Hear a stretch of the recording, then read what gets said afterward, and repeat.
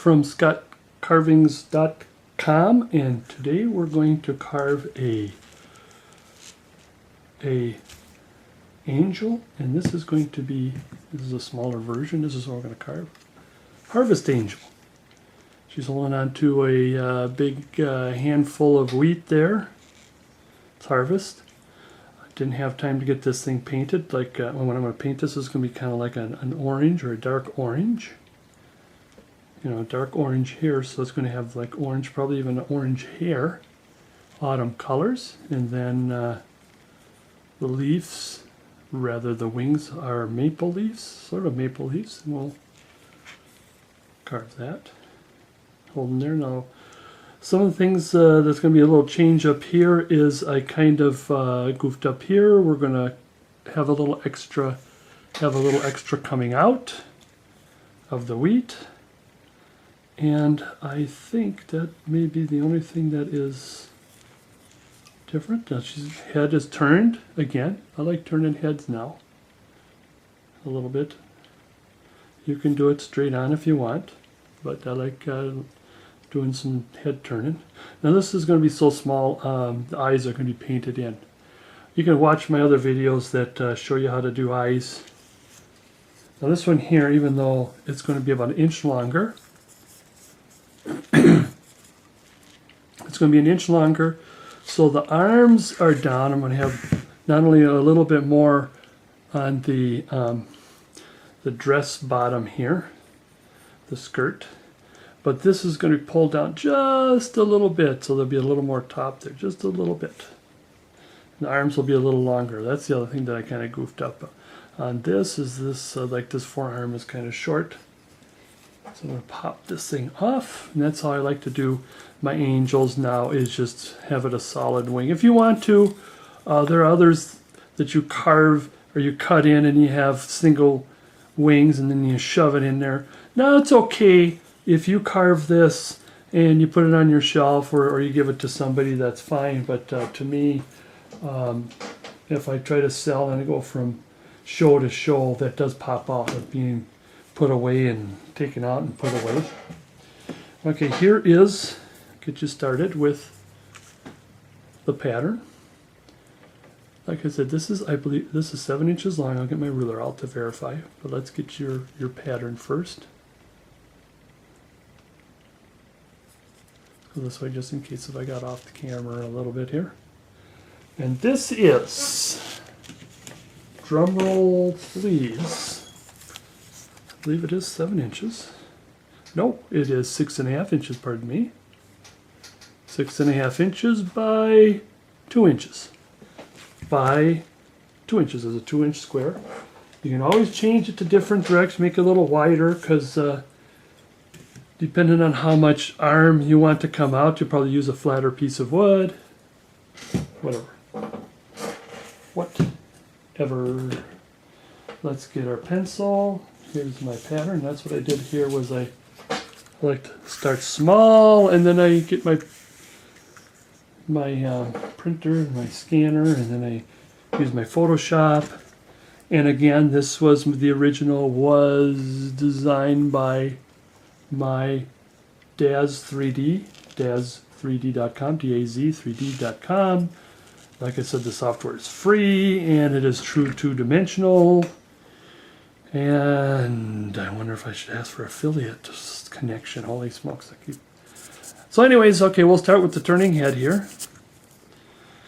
This is, of course, going to be the most difficult part of the whole thing. Everything else is just, well, and the face too. Now I want, like I said, I want to bring this down a little bit. Shoulder, well, that shoulder's going to be there. Shoulder did work out fine on this cut. But this time, I want, ignore that. I put the pattern down at first. That should be up here. And then I discovered an anomaly, and I would prefer to have the anomaly on the dress instead of in the face, so then I changed my mind. But just ignore it. You'll see this anomaly is going to come through.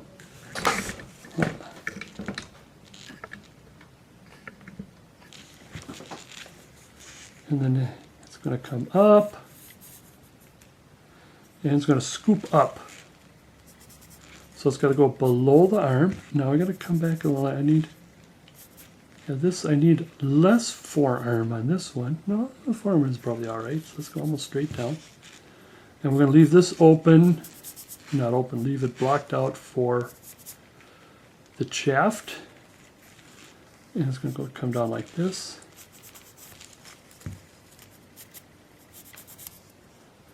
Maybe I should draw it in first.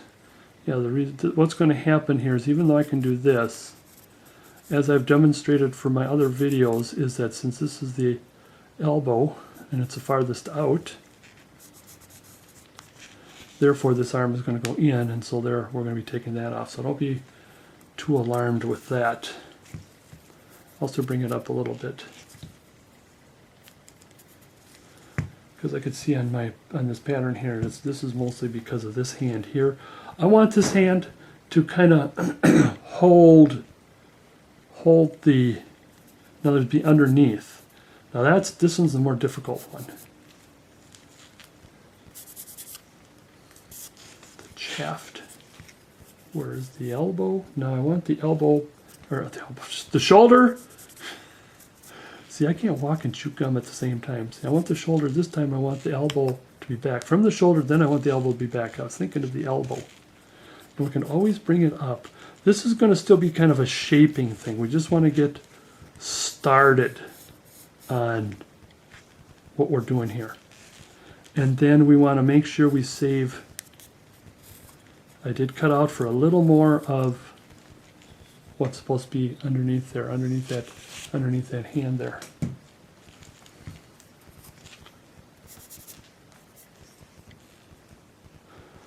So it looks kind of mishmash, confusion, but what we're going to do is start blocking out this.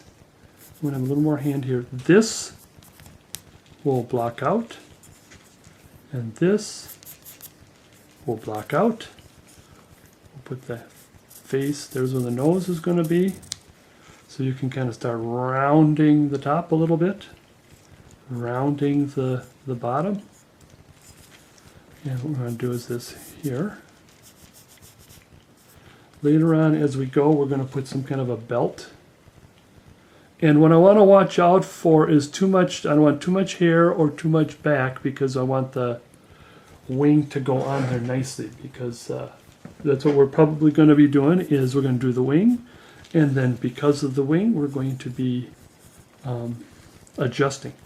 I want to adjust and hold this back a little bit.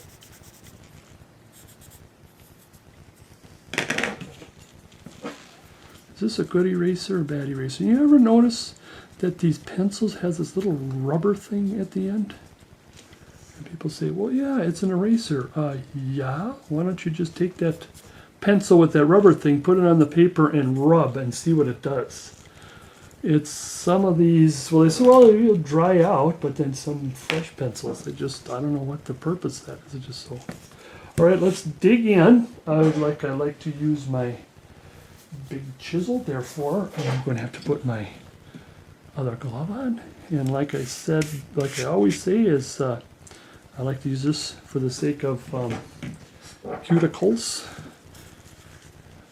And I always use whatever, when this glove is retired, I put it in this glove, and by this time whatever was in this glove was way, in fact I probably think I got the wrong one, and this is when it was 3rd generation, but I'm going to just start in right here. I'm going to raise above. Keep looking, and because I'm kind of squished against the table and the tripod here, so I can't really move around that much. Okay, so you see this here,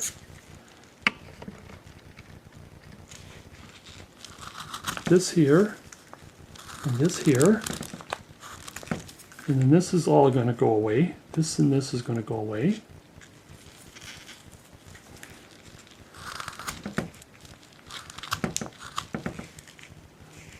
That's going to go away. This is going to go away. Now here we're going to be careful because we want, what's going to happen is that the arm is going to come in and the shaft is going to come out. So we're going to be dealing with that. Remember, or what I've said before, this is the elbow and the arm.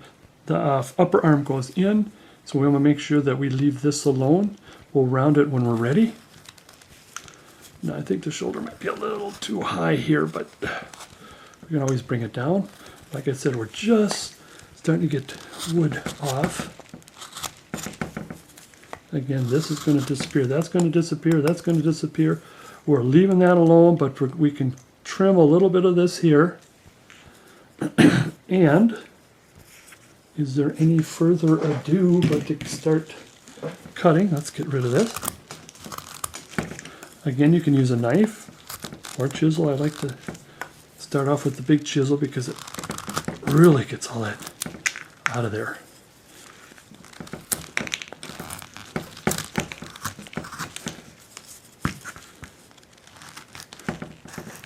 And be careful, even though I'm cutting with my wrist.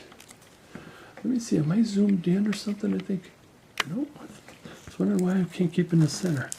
I'm cutting straight down, turn it around, straight down, and I'm cutting with my wrist so I won't slip into my hand.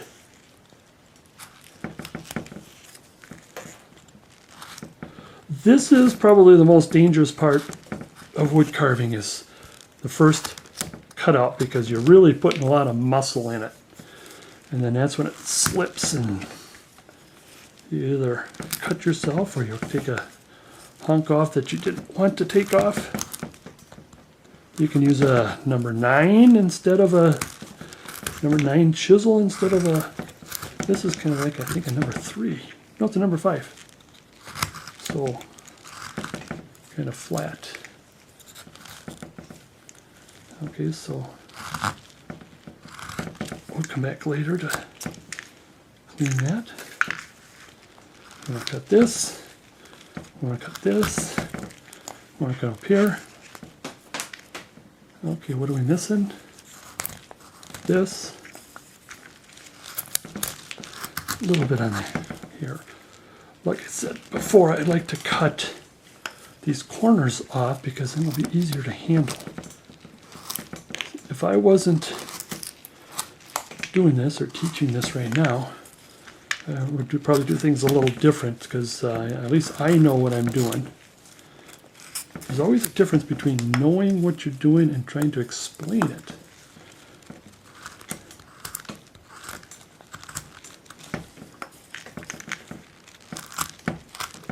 And I think it's kind of a little difficult too. I'm trying to get it so the camera can see, or you can see, but then there's the shadows. Now I'm just going to put just a little bit here. Just take a little bit of that out. And just take just the corner off. I'm just going to take the corner off a little bit.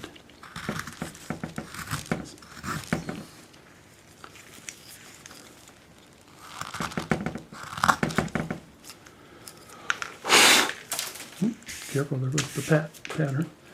Okay, what I want to do is I want to round this off first. We'll just take this is a, well, you can probably turn the video off and just round this for now, and then scoot ahead. There's my little anomaly I'm going to have to deal with.